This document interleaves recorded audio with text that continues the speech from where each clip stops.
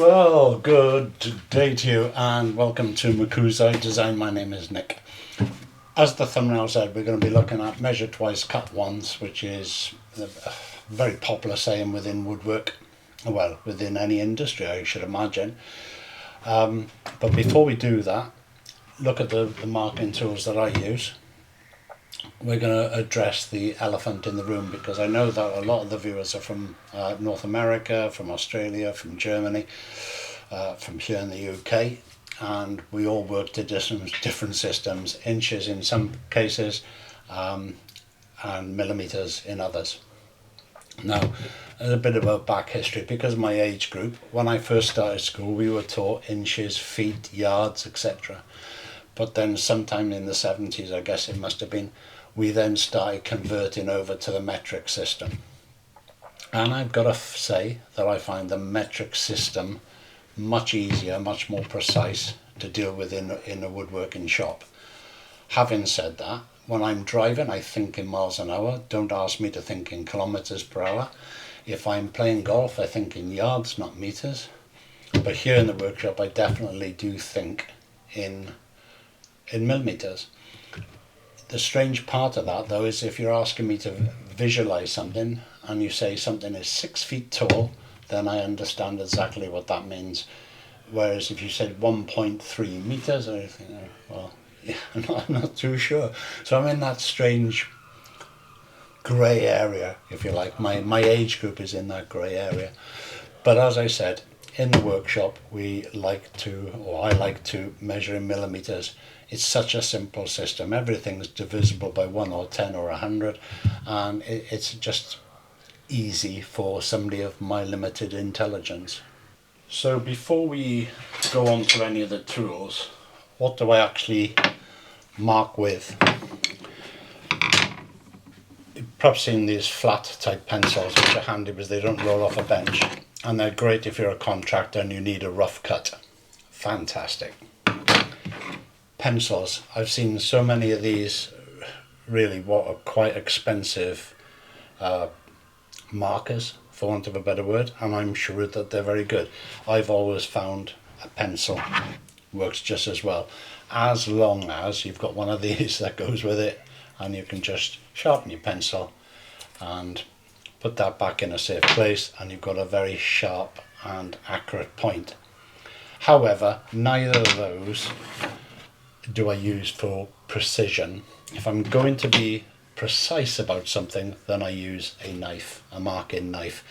And the reason for that is, however pointy a pencil is, or one of these new fancy markers is, I don't think you can get as fine a point as you can with a knife. If you were marking something and you had the knife on the exact spot and you brought up your measuring implement, then you can simply cut across that line and you're left with a razor line that you know exactly where you stand. You're not second guessing yourself or which side of that line was the correct side. As long as you're cutting on your waist side of that razor sharp line, you're going to be quids in. The next type of marker would be this. This one is a Veritas, and absolutely fantastic little bit of kit. You can just pick up a piece of wood. Once you've set the distance on this, that's tightened off. It's repeatable, it's easy to use. The only thing that you do remember is to make sure that this is registered against the product, and don't try and cut. This wheel doesn't spin. It looks like it does because it looks like a wheel, but it doesn't. Make sure that you're concentrating on getting this edge here up to your line, and then simply take a very, very light pass. Now if that isn't deep enough for you, because this is so precise, you can simply just do that again, and there's no second line. It's bang on the same line every single time, and you could do that any number of occasions in to get a deeper line should you require one. I use a light line because although you can't see on camera, it's totally and utterly visible, and there's not too much sanding afterwards.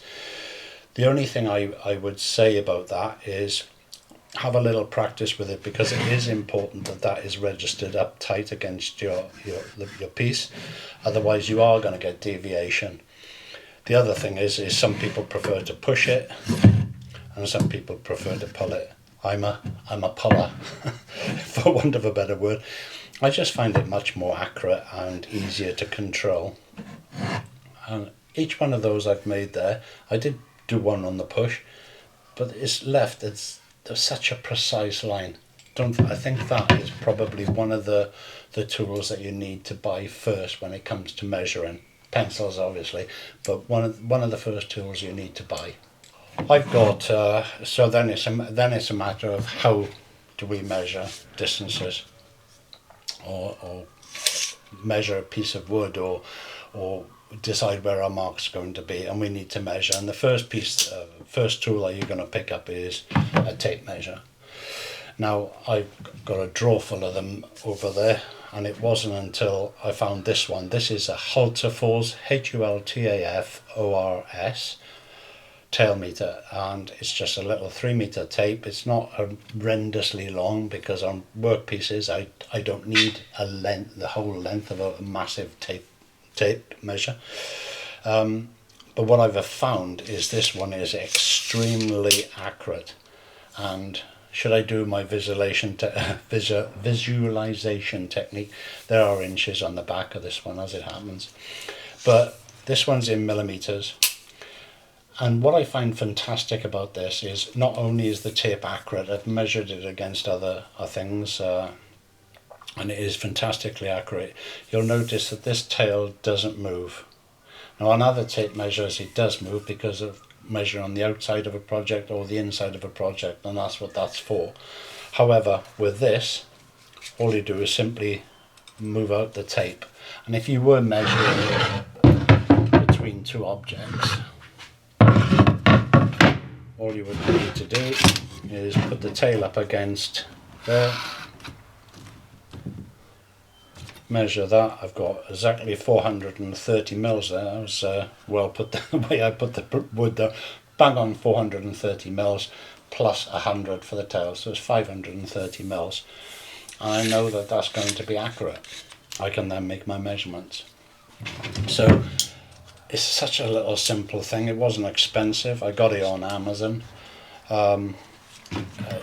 Fantastic, the kit. Couldn't recommend it enough. I didn't think I'd ever get excited about a tape measure, in all honesty, but I have. Next comes with the marking out comes a number of tools that you can use. I've got combination squares, setting out triangle. This is a and it's not a carpenter's. This is for roofing. But I tend not to use that for 45 degrees anyway. If I'm having a quick look at something, I want a rough idea, I might pick up and shove it on. But I do tend to use a combination square that I know is accurate. Now what I have found is that it is some of these precision triangles and precision squares, and they're guaranteed to be within 2 microns. The price they're charging for them is absolutely ludicrous, to be honest with you. Yes, we all need accuracy,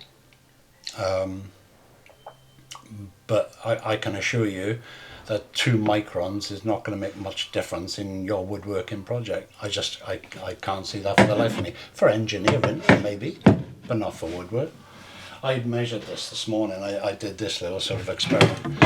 This particular square is a very cheap one from a box store. And I did the old trick. We draw 2 lines, nice long lines, so I can measure quite a distance between them. Just draw 2 nice lines on my bench there. Then I got calipers out, vernier calipers. I measured it this morning. And you know what? I'll do it again now. This is bang on 7.58. And then up there, bang on 7.58. It was cheap and cheerful. But the fact is the whole purpose of the exercise is to be square, and it's square. I've also measured this which is a combination square. This one came from Axminster Tools. It wasn't cheap, but it wasn't particularly expensive. And again, I've done the same exercise.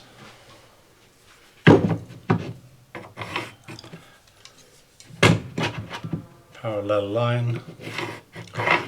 Don't do the trick of drawing one line on top of the other, because that's going to be misleading at best.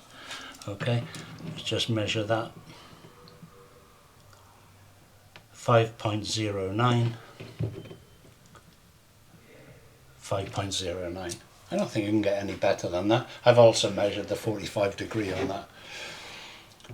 I looked at some of the prices of the combination squares, the precision triangles, the T-squares, all sorts of squares, and some of them are coming in at hundreds of pounds, and I can't work out for the life of me, apart from being extremely pretty, and I'm sure that they are extremely precise. But I don't know if you are aware of how small a micron is. It's just, it's not going to make much difference to your woodwork, in my opinion. It's just my opinion. But the one thing that you do need is one of these calipers, a vernier calipers. Now this is particularly useful when you're measuring thickness of wood and you're wanting something to be consistent over your project. That's 19.09, and then get down to the end, 18.84. Very slight difference, but enough difference for me to know that this is going to be changed, 19.03. So I know that this is not perfect. I know that I've got to work on that piece of wood. So a very, very quick video, but here's my take on it.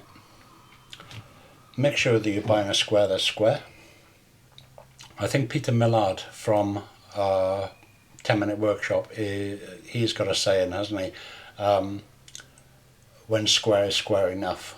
Okay, and I think for the type of work we do, even on this particular piece here, this is going to be a memory box. It's a commission piece, and I will make it into heirloom quality. Before that leaves the door, it'll be heirloom quality box. But I won't be buying a £300 triangle or a £300 square. That's just not going to happen in this workshop. I would rather take that money. I do spend money. I bought some machinery here yesterday, which is in the next video, I think. I bought a thicknesser and I bought a dovetail jig. I came out with there not shy of £1,000, or just shy of £1,000. And you think to yourself, well, that's a lot of money. Yes, it is, but that's something I'm going to get my money back on. I cannot for the life of me see how I'm going to get my money back on a £300 square. Again, just my thoughts. Okay, until the next time, take good care.